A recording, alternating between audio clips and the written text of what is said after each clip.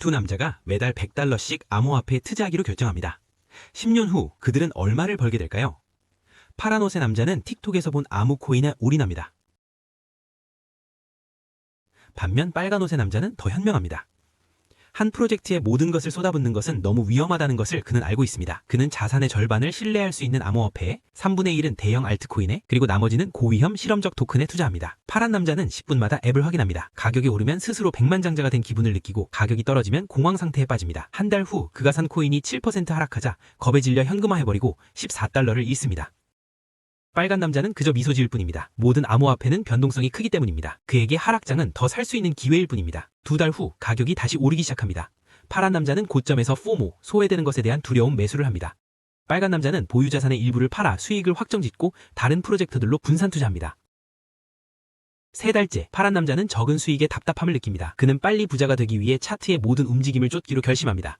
그는 유료 시그널방에 가입하고 레버리지 거래를 시작합니다. 당연히 카지노에서처럼 며칠 밤 만에 계좌가 날아갑니다.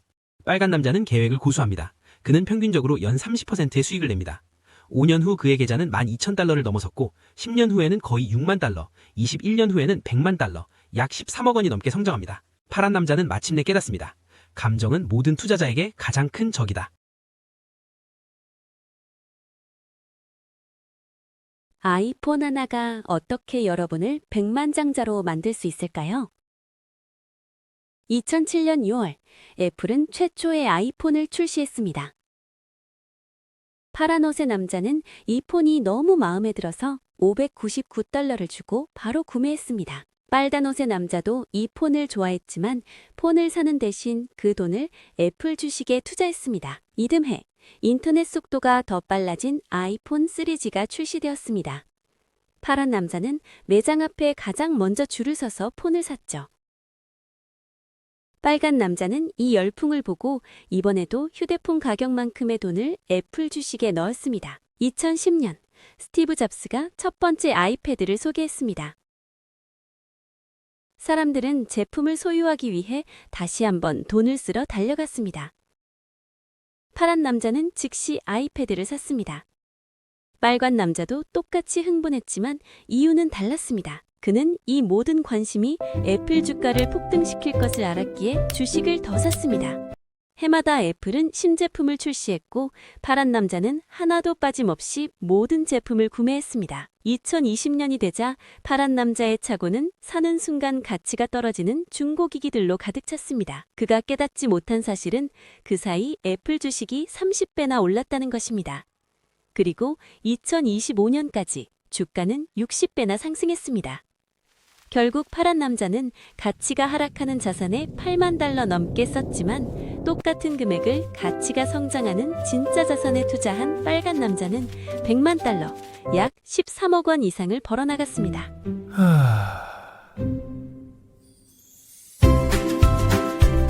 당신이 자신을 바라보는 방식을 바꿔줄 한 실화가 있습니다. 캘리포니아의 한 학교에서 모든 아이들이 IQ 테스트를 치렀습니다. 그 후 아이들은 두 학급으로 나뉘었습니다. 각 학급의 높은 점수와 낮은 점수의 아이들이 골고루 섞이도록 나뉘었죠. 결과적으로 두 그룹의 평균 IQ는 같았습니다.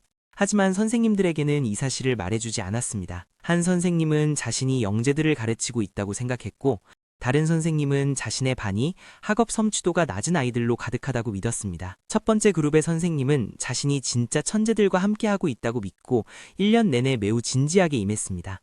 그는 아이들을 지지해주고 야심찬 목표를 세웠으며 아주 작은 성공에도 칭찬을 아끼지 않았습니다. 아이들도 그것을 느꼈죠. 그들은 더 자신감을 가졌고 선생님의 기대에 부응하기 위해 더 열심히 노력했습니다. 하지만 부진아 그룹의 아이들은 선생님으로부터 똑같은 격려를 받지 못했습니다. 선생님은 학생들이 별로 재능이 없다고 가정했고 큰 기대를 하지 않았습니다. 심지어 과제를 잘해온 아이들조차 진지하게 대하지 않았고 그저 운이 좋았을 뿐이라며 무시해버렸습니다. 기말고사 결과 영재반에서 가장 성적이 낮았던 학생조차 부진아반의 가장 우수한 학생보다 더 높은 점수를 받았습니다. 단지 아무도 당신을 믿어주지 않는다고 해서 당신이 가치 없는 사람이라는 뜻은 아닙니다. 차가운 조명의 취조실 같은 방, 테이블 위엔 현금 10억이 가득 담긴 가방이 놓여 있다. 시간이 없어요. 딱 절반씩 나눕시다. 5억씩. 이게 가장 깔끔하고 공평하잖아요? 아니, 난 6억 가져가야겠는데? 당신은 4억만 가져가. 싫으면 관두고. 지금 장난합니까? 협상 안 되면 우리 둘 다 빈손으로 나가는 거 몰라요? 5억도 충분히 큰 돈인데 왜 욕심을 부려요? 좋아, 나도 자존심이 있지. 그딴 불공평한 제안은 안 받아요. 같이 망해봅시다.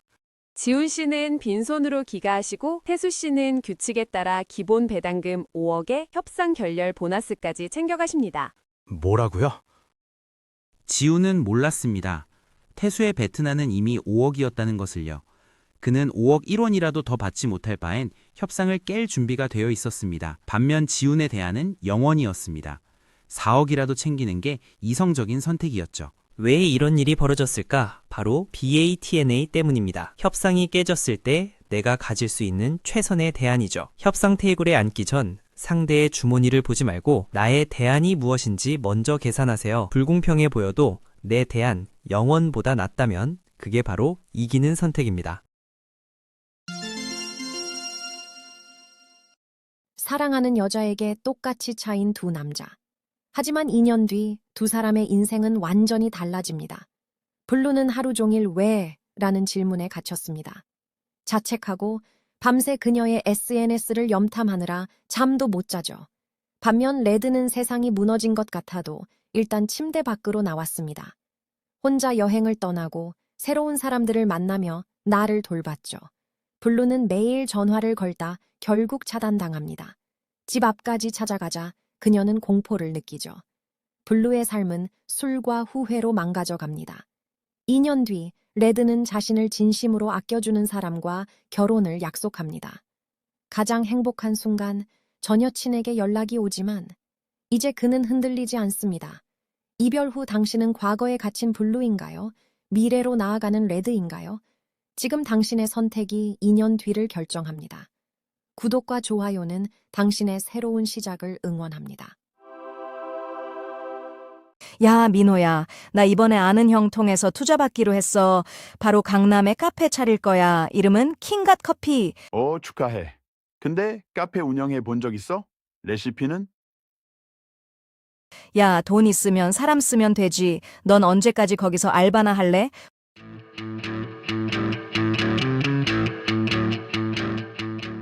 왜 손님이 없어? 인테리어에 2억 썼는데 커피 맛이 왜 이래? 원두 어디 거야?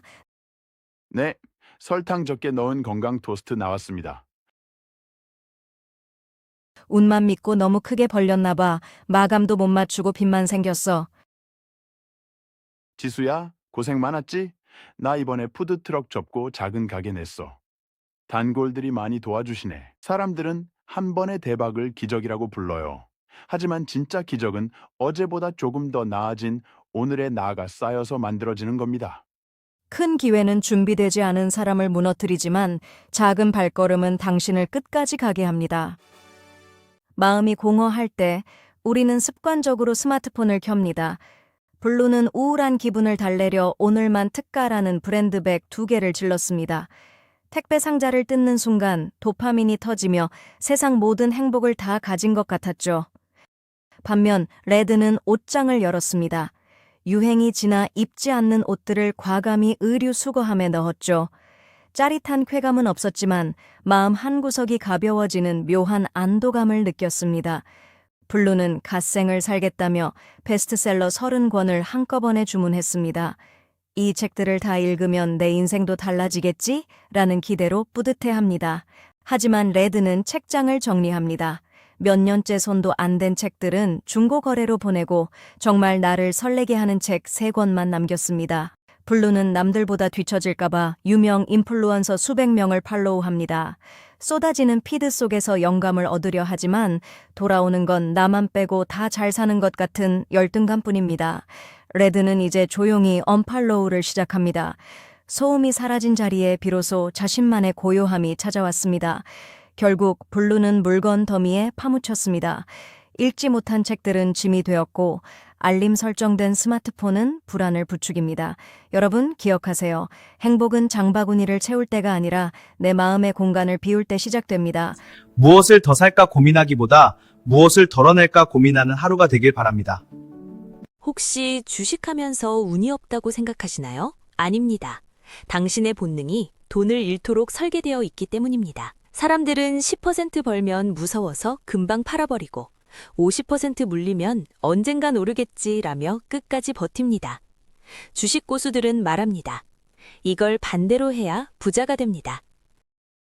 딱 두 가지만 기억하세요. 손절은 칼같이. 살 때부터 얼마에 팔지 정하세요. 10%만 빠지면 뒤도 보지 말고 나옵니다. 수익은 끝까지. 목표가 정하지 마세요. 고점에서 10% 떨어질 때까지는 절대 팔지 말고 끝까지 들고 갑니다. 종목 고르기 힘들다고요? 내가 좋아하는 주식 말고 남들이 좋아하는 주식, 즉 삼성전자나 하이닉스 같은 주도주를 사세요. 주식은 미남대회와 같습니다. 주식은 예측이 아니라 대응입니다. 나만의 프로세스를 만들고 기계처럼 움직이세요. 더 자세한 내용이 궁금하다면 구독과 좋아요로 새로운 영상을 기대하세요. Welcome. Let's see how we can grow. With Samsung, Apple, SK-hynix, and social media, our checklist is complete for success. 여기 똑같이 로또 1등에 당첨되어 13억을 거머쥔 두 사람이 있습니다. 과연 2년 뒤 이들의 인생은 어떻게 달라졌을까요?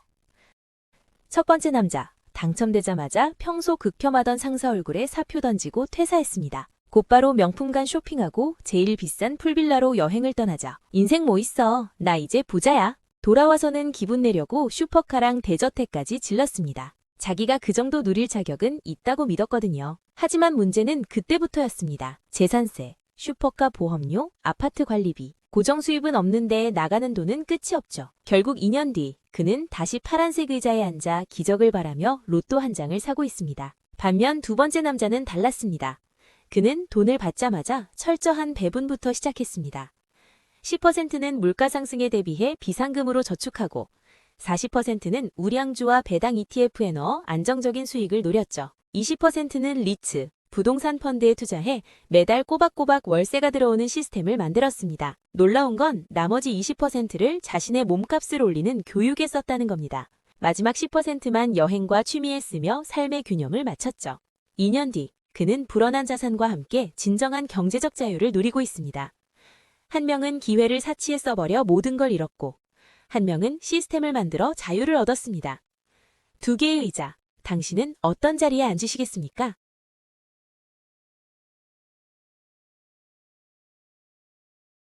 어제까지 동료였는데 오늘 팀장이 되자마자 어깨에 뽕이 잔뜩 들어간 사람이 있습니다. 자기가 잘나서 승진한 줄 알고 팀원들의 실수는 불같이 화를 내며 몰아세우죠. 성과가 나면 다 자기 덕분이라며 성과급은 입을 싹 닫고 정작 문제가 터지면 팀원 탓만 합니다.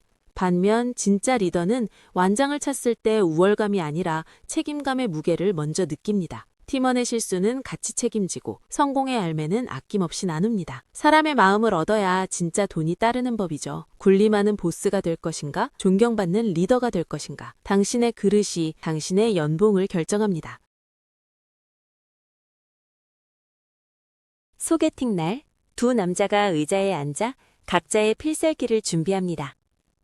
파란 의자 남자는 재력이 최고라 믿고 영끌에서 산 명품 로고가 박힌 불편한 셔츠를 꺼냅니다. 빨간 의자 남자는 여유가 최고라미고 평소 즐겨 입는 깔끔하고 핏 좋은 남친 룩을 선택하죠. 파란 남자는 무리에서 예약한 청담동 오마카세에서 못 먹는 우니를 먹으며 이게 근본이죠 라고 허세를 부립니다. 빨간 남자는 본인이 잘 아는 분위기 좋은 골목 맛집에서 편안하게 대화를 주도하며 그녀의 이야기에 집중합니다. 파란 남자는 계산할 때 일부러 카드를 던지듯 내밀며 자기 연봉 얘기를 시작하지만 그녀는 이미 하품을 참느라 바쁩니다.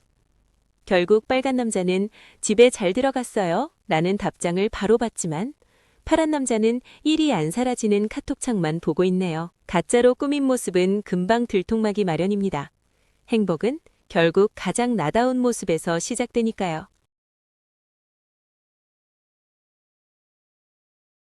여기 살 빼기로 결심한 두 남자가 있습니다. 먼저 장비빨 형님. 시작부터 수십만 원짜리 장비 풀 세팅하고 동네에서 제일 비싼 PT숍 끊었습니다. 반면 이 친구는 그냥 집에 있는 운동화 신고 제일 가까운 2만 원짜리 헬스장 갔죠. 전날부터 빡세게가 좌우명입니다. 무조건 무겁게 몸이 부서져라 해야 살이 빨리 빠진다고 믿거든요. 하지만 다른 친구는 꾸준함이 답이라는 걸 압니다. 가벼운 무게로 몸만 풀고 가죠. 장비빨 형님은 주 6회 지옥의 스케줄을 짰습니다. 첫 주는 버텼는데 벌써 내일이 오는 게 무섭습니다. 반면 이 친구는 운동을 편의점 가기 정도로 생각합니다. 주 3회 딱 1시간만 압박감이 전혀 없죠. 한 달 뒤 장비빨 형님은 현타가 왔습니다. 몸은 축나는데 체중계는 그대로거든요. 반대로 옆 친구는 아직 큰 변화는 없지만 운동이 재밌어지기 시작했습니다. 3개월 뒤 장비빨 형님은 이제 덤벨만 봐도 구역질이 납니다. 결국 운동을 때려치우죠. 하지만 대충 시작했던 친구는 이제 운동이 습관이 됐습니다. 결국 2년 뒤 완벽한 몸을 만든 건 누구였을까요? 운동은 의지가 아니라 루틴입니다. 오늘부터 너무 힘주지 말고 딱 20분만 걷고 오세요. 내 집 마련의 꿈, 누군가에게는 희망이지만 누군가에게는 지옥의 시작일 수 있습니다. 여기 두 사람이 있습니다. 월급이 오르자마자 한 명은 곧장 은행으로 달려가 영끌 대출로 아파트를 샀죠. 하지만 다른 한 명은 그 돈으로 배당주와 자산에 먼저 투자하며 때를 기다렸습니다. 몇 년 뒤 무리하게 집을 산 남자는 치솟는 이자와 병원비 때문에 결국 집을 포기해야 했습니다. 반면 자산을 먼저 키운 사람은 이제 그 이자 수익으로 대출 걱정 없이 집을 삽니다. 지금 당신의 돈은 어디로 흐르고 있나요? 노돈이 아닌 자산이 일하게 하세요.